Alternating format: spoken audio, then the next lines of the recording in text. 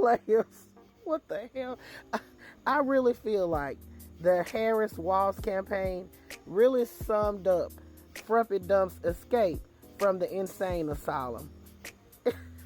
What was this? Because I can't figure it out. I don't think anybody with half a pea brain could figure out what was happening today on that stage at the Roach Motel Mar-a-Lago. So if you didn't know, Frumpy Dump answered some questions from the Roach Motel Mar-a-Lago today.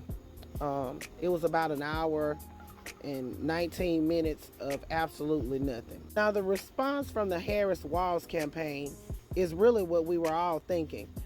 Donald Trump's very good, very normal press conference.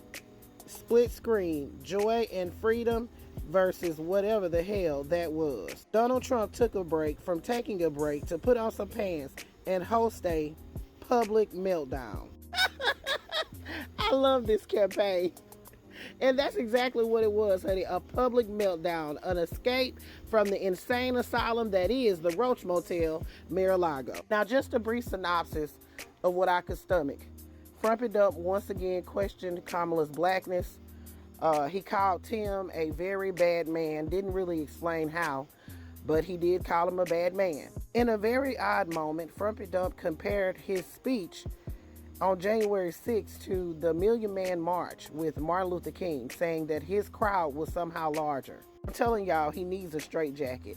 He literally believes these things, but I digress. He pulled on his ear when he was asked about the attempt on him, saying that he healed very nicely, just a little scar from his ear supposedly being blown off by an AR, but I digress. He said that abortion is not a big thing for voters these days. He said it's kind of calmed down now.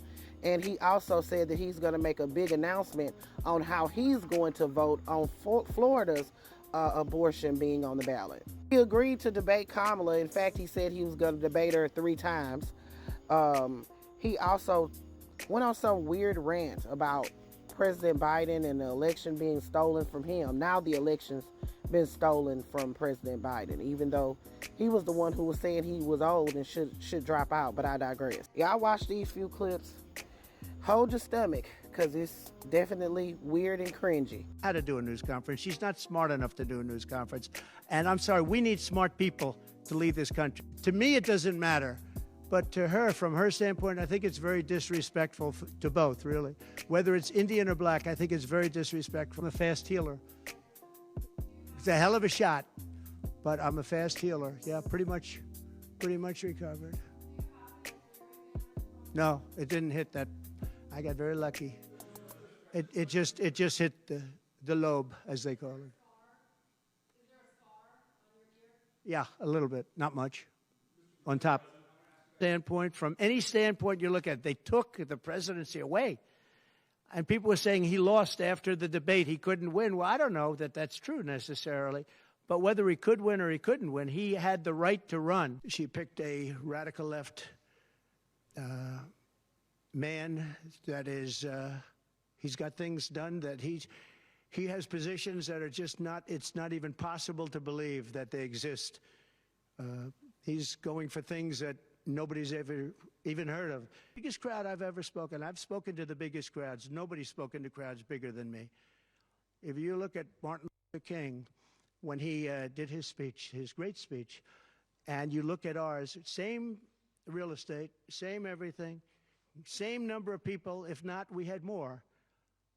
And they said he had 1 million people, but I had 25,000 people. I declare, honey, what a disgrace. That's Frumpy Dump. That's their man. And they gonna stick beside him. But they finna lose this election. All right, players, put your thoughts in the comments. This is Double D Mo for the Black News.